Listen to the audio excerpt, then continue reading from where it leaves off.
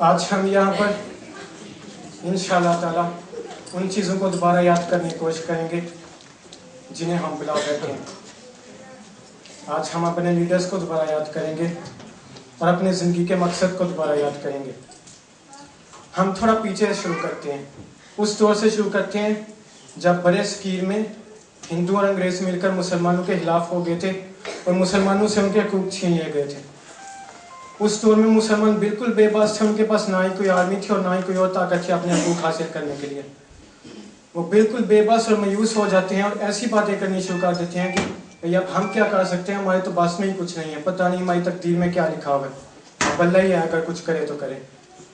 جس کا جواب علامہ اقبال دیتے ہیں کہ خودی کو کار بلند اتنا کہ ہر تقدیر سے پہلے خدا بندے سے خود پوچھے بتا تیری رضا کیا ہے. پھر وہ کہتے ہیں اب ہم اس کو کیسے اتنا بلند کریں. اقبال جواب دیتے ہیں تو شاہی ہے بسیرا کار پہاڑوں کی چٹانوں پر، نہیں تیرا نشیمہ کسرے سلطانی کے گنبد پر. وہ کہتے ہیں اب شاہین کیسے لوگ ہوتے ہیں. علامہ اقبال جواب دیتے ہیں الفاظ و معنی میں توافق نہیں، لیکن ملا کی اذاں اور ہے مجاہد کی اذاں اور، پرواز ہے دونوں کی اسی ایک فضا میں، کرگس کا جہاں اور ہے شاہین کا جہاں. ایک شاہین ایک مجاہد ہوتا ہے تو پھر مجاہد بنو. اور پھر طریق گواہ ہے کہ جب وہ خودی کو بلند کرتے ہیں اور اس بات کا فیصلہ کرتے ہیں کہ اگر ہم جئیں گے تو پروکار زندگی جئیں گے، نہیں تو ہم نہیں جئیں گے. اس رزق سے موت اچھی جس رزق سے آتی ہو پرواز میں کوتاہی. تو پھر خدا ان سے خود پوچھتا ہے کہ بتا تیری رضا کیا ہے. 1940 میں وہ بندے اپنے خدا کو اپنی رضا بتاتے ہیں کہ ہم اپنا ایک علیحدہ ملک چاہتے ہیں پاکستان. اور پھر 1947 میں 27 رمضان کو جمعۃ المبارک والے دن ایک معجزے کے طور پر اللہ تعالیٰ نے پاکستان تحفے میں دیتا ہے. اگر وہ مجاہدین اپنے پاس کچھ بھی نہ ہونے کے باوجود، اس وقت کی سپر پاورز کے نہ چاہنے کے باوجود ایک ملک حاصل کر سکتے ہیں، تو کیا ہم اپنے پاس دنیا کی ہر دولت ہونے کے باوجود کچھ بھی نہیں کر سکتے؟ اکثر ہمارے دوست جب ان سے کہا جائے کہ اس ملک سے پیار کرو، اور وہ آگے سے یہ کہتے ہیں کہ پاکستان نے ہمیں دیا ہی کیا ہے. الحمدللہ ہم سب مسلمان ہیں، اور اسلام میں یہ ایک حیرت انگیز بات ہے کہ اسلام ہمیں دینا سکھاتا ہے لیکن دینا نہیں سکھاتا. اسلام ہمیں یہ تو سکھاتا ہے کہ زکوٰۃ دی کیسے جاتی ہے، لیکن یہ نہیں سکھاتا کہ زکوٰۃ لی کیسے جاتی ہے. اچھا ہم لوگ مانگتے کیا پاکستان سے کہ پاکستان ہمیں کیا دے؟ بنگلہ، گاڑی، پیسہ، دولت، جائیداد، ہر قسم کی دنیاوی سہولتیں، عیش و آرام کی زندگی، یہ سب کچھ ہم مانگتے ہیں پاکستان سے. تو یہ کچھ پاکستان ہمیں نہیں دے سکتا، یہ سب کچھ صرف ہمیں اللہ تعالیٰ ہی دے سکتے ہیں. اس لیے اگر ہم پاکستان کی بجائے اللہ سے مانگے تو شاید ہمیں مل جائے.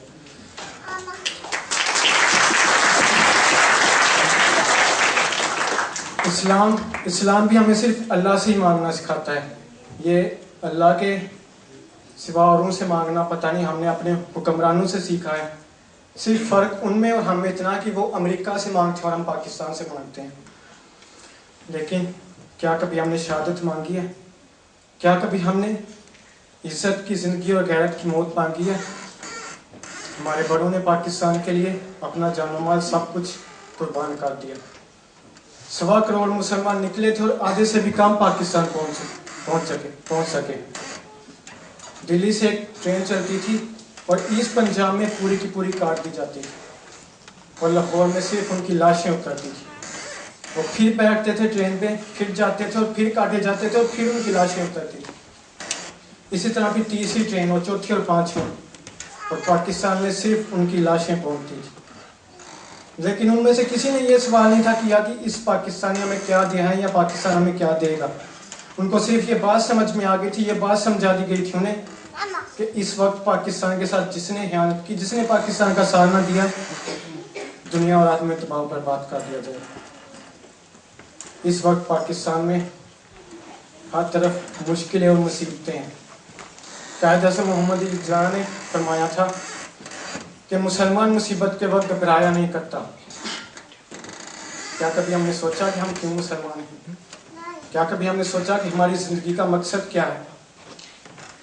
تسکین نہ ملے جس سے وہ راز بدل ڈالو، جو راز نہ رکھ پائے ہم راز بدل ڈالو.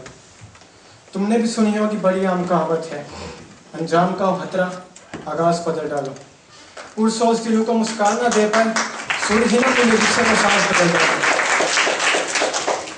دشمن کے ارادوں کو ہے اگر ظاہر کرنا تم کھیل وہی کھیلو انداز بدل ڈالو. اے دوست کرو ہمت کچھ دور سویرا ہے, اگر چاہتے ہو منزل تو پرواز بدل ڈالو. اگر آپ یہ سمجھتے ہیں کہ آپ اس لیے مسلمان ہیں تاکہ آپ عبادتیں کریں, اگر آپ یہ سمجھتے ہیں کہ آپ اس لیے عبادتیں کرتے ہیں تاکہ آپ جنت میں جائیں, تو اپنی پرواز بدل ڈالو. اور یہ طے کرو کہ میری زندگی کا مقصد تیرے دین کی سرفرازی, میں اس لیے مسلمان, میں اس لیے نمازی.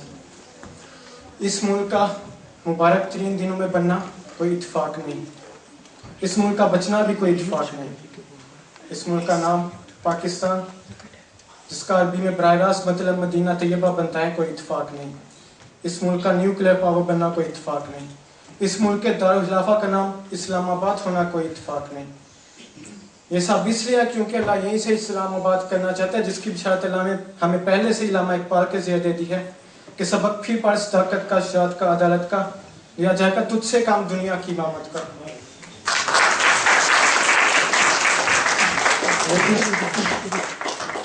لیکن اس کے لیے تھوڑی سی شرط ہے, اور وہ یہ کہ اپنے ایمان مضبوط کریں اور کی محمد سے وفا تو نے تو ہم تیرے ہیں, یہ جہاں چیز ہے کیا وہ قدم تیرے ہیں.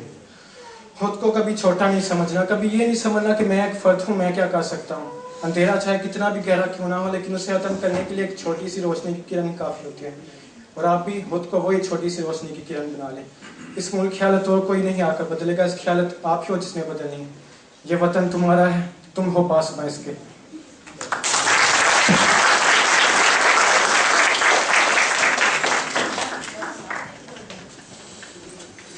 The light of freedom begins with a single flame.